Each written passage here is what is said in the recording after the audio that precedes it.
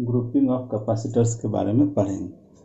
तो आप लोग 10th में भी रेसिस्टेंस प्रतिरोध का ग्रुपिंग पढ़े हैं, जिससे कि इक्विवेलेंट रेसिस्टेंस निकालते हैं। ठीक उसी तरह से यहाँ हम लोग कैपेसिटर का ग्रुपिंग निकालेंगे, जिससे इसका इक्विवेलेंट कैपेसिटेंस निकाला जाएगा। दो या दो से अधिक को कंबाइन करके उसकी नेट कैपेसिटी निकाली जाएगी।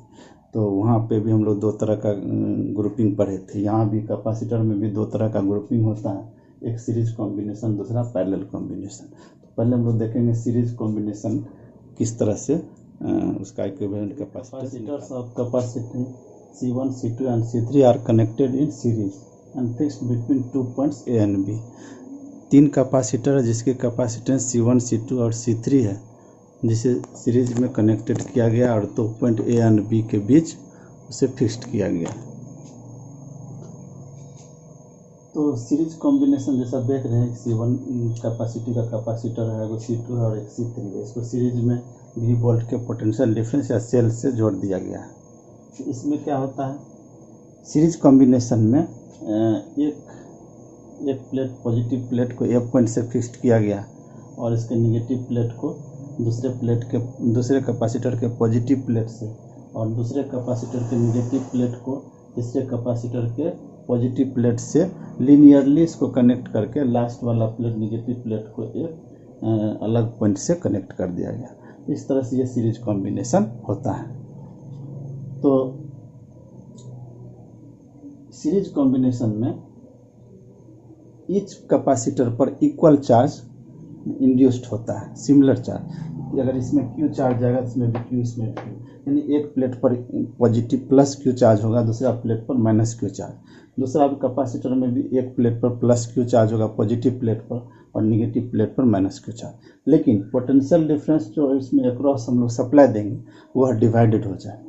यहाँ लिखे हैं, in series combination charge of each capacitor will be remain same. सब पर चार्ज जो है इक्वल जाएगा, लेकिन पोटेंशियल, गिवन पोटेंशियल जो उसमें दिया जाएगा वो डिवाइडेड हो गया।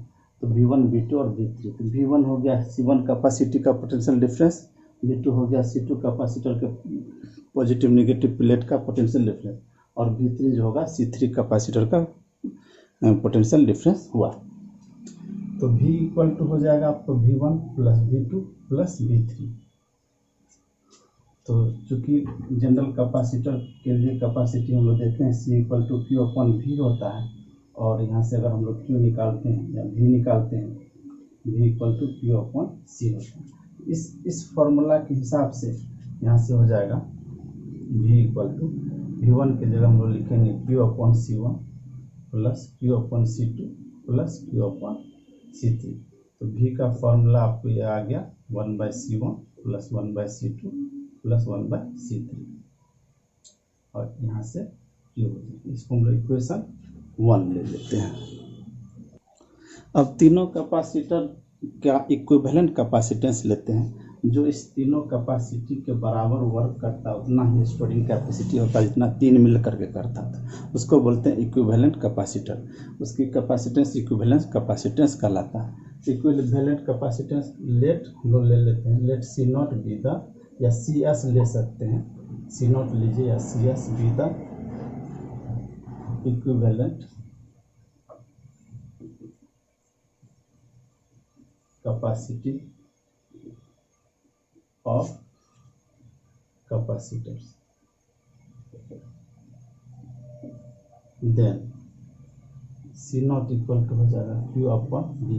C0 with equivalent capacity, then C0 equal to Q upon V, और यहाँ से हम लोग अगर V निकालेंगे तो Q अपॉन C0 हो जाएगा। Equation 2 from equation 1 and 2। 1 और 2 से क्या मिलेगा, एक इक्वेशन ये है, एक इक्वेशन ये है, यह भी है V के इक्वल, यह भी है V के इक्विवेलेंट, यानी इतना इक्वल टू इतना हम लोग लिख सकते हैं। तो Q upon C0 equal to 1/C1 plus 1/C2 plus 1/C3 into Q।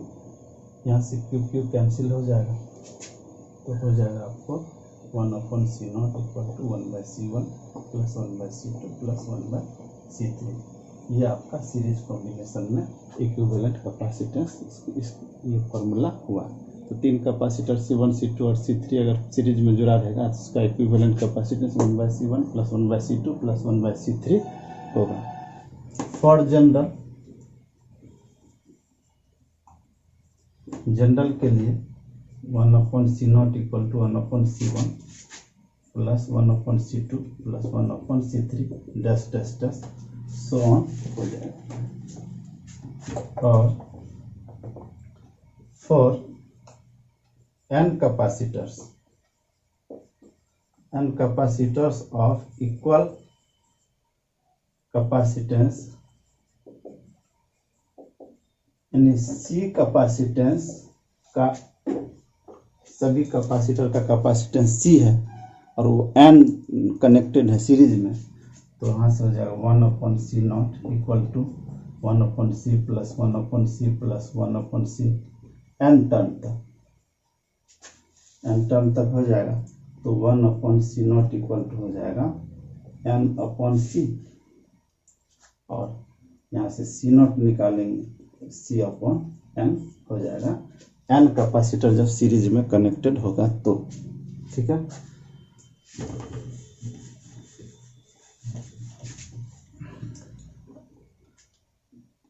और 2 capacitors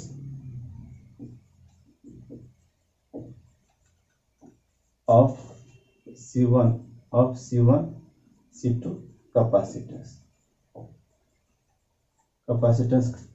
C1 C2 है और सीरीज में है 2 कैपेसिटर, तो 1/C0 = हो जाएगा 1/C1 1/C2, एलसीएम ले लेंगे C1 × C2 C2 + C, तो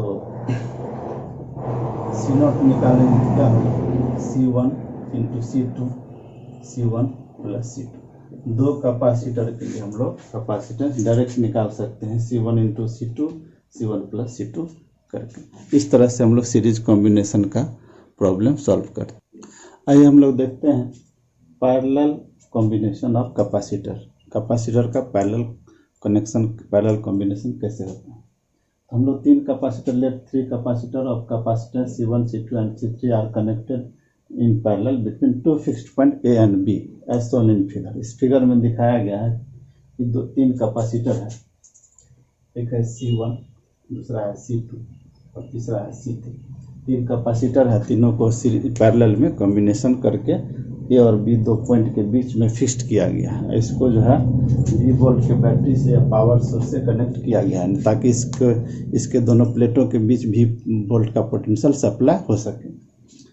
तो पैरेलल कॉम्बिनेशन में क्या होता है कि जब जितना चार्ज सप्लाई होता है वो 3 पार्ट में डिवाइडेड हो जाता है और इसका पोटेंशियल डिफरेंस ईच कैपेसिटर के बीच का जो प्लेट के बीच का जो कैपेसिटर का पोटेंशियल डिफरेंस होता है वो इक्वल होता है। सीरीज कॉम्बिनेशन में क्या था, वहाँ पर चार्ज इक्वल था, पोटेंशियल डिवाइडेड हुआ था। यहाँ पर चार्ज डिवाइडेड हुआ है, पोटेंशियल डिफरेंस जो है वो इक्वल है। तो Q डिवाइडेड हुआ है तो कैपिटल Q को 3 पार्ट में डिवाइड हो गया। इच कैपेसिटर से पास किया सप्लाई हुआ Q1 Q2 एंड Q3, तो Q1 + Q2 + Q3 ये हो गया। Q1 = हो जाएगा C1 भी, फॉर्मूला आपने पढ़ा कैपेसिटर का C = Q/V, तो Q = निकालेंगे तो C भी हो जाएगा। तो यहाँ इस कैपेसिटर के लिए अगर हम लोग इसका Q निकालेंगे Q = C1, इसके बीच का पोटेंशियल डिफरेंस V1 है, V है, तो C1 भी। Q2 = हो जाएगा C2 भी और Q3 = हो जाएगा C3 भी। अब हम लोग यहाँ से क्या हो जाएगा Q = Q1 का जगह पर हम लिखेंगे C1 भी + C2 भी + C3 भी। और हम लोग भी कॉमन ले लेते हैं तो Q = हो जाएगा आपको C1 + C2 + C3 × V, और यहाँ से Q/C अगर कर लेते हैं, Q/V अगर कर लेते हैं वो हो जाएगा आपको C1 + C2 + C3। अब हम लोग इस तीनों कैपेसिटर के जगह पर एक ऐसा कैपेसिटर लेंगे जो तीनों के इक्विवेलेंट होगा, यानी उसकी कैपेसिटी तीनों के इक्विवेलेंट है। उसके जगह पर एक ऐसा कैपेसिटर यूज करेंगे। तो let see not be the equivalent capacitance. तो सी नॉट इक्वल टू हो जाएगा क्यू अपन वी। वी हो गया यहाँ से ए और बी के बीच का पोटेंशियल डिफरेंस। इसको आप ऐसा भी लिख सकते हैं, इसको भी हम लोग ऐसा लिख सकते हैं V A minus V B. तो दोनों के बीच का potential difference V A minus V B लिख सकते हैं। इसको हम लोग वी बी कंसिडर कर सकते हैं। या तो वी लिखेंगे या V A minus V B लेके चल सकते हैं। तो C not equal to Q upon V. ये हो गया सेकेंड इक्वेशन। इसको हम लोग फर्स्ट इक्वेशन ले लेंगे। तो फ्रॉम इक्वेशन 1 एंड 2 बहुत सिंपल है। तो सी नॉट इक्वल टू यहाँ से भी क्यू बाय वी है और यहाँ से भी आपको क्यू बाय वी है। C not equal to C1 plus C2 plus C3। तो जो रेसिस्टेंस में पैरेलल सीरीज में आता था जिस तरह का फॉर्मूला, उसी तरह का यहाँ पर कैपेसिटर के केस में, पैरेलल के केस में यह आता है। जनरल के लिए और general C not equal to C naught यहाँ CP भी लिख सकते हैं, पैरेलल के लिए CP और सीरीज के लिए CS लिखते हैं। C1 plus C2 plus C3 so for n capacitors of equal capacitance C। सभी का n कैपेसिटर लगा हुआ, उसका कैपेसिटेंस जो है वो C है। तो सी नॉट इक्वल टू हो जाएगा CP। हम लोग लिख सकते हैं CP, पैरेलल के लिए CP लिख सकते हैं या सी नॉट भी लिख सकते हैं। ये हो जाएगा C plus C plus C plus n term तक। ये हो जाएगा CP इक्वल टू NC। तो आप सीरीज के लिए सी नॉट क्या आया था, CS बराबर C अपॉन N आया था।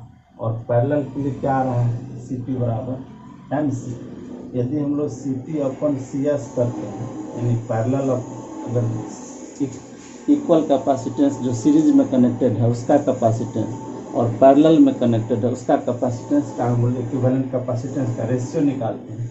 ये हो जाएगा NC upon C upon N। यहाँ से हो जाएगा N स्क्वायर, CC कैंसिल हो जाएगा, N ऊपर चला जाएगा। और यदि CS अपॉन CP निकालते हैं, CS अपॉन CP, ये इक्वल टू हो जाएगा, उल्टा हो जाएगा 1 अपॉन N स्क्वायर। तो CP अपॉन CS हो जाएगा N स्क्वायर और CS अपॉन CP हो जाएगा 1 upon N square. Thank you very much.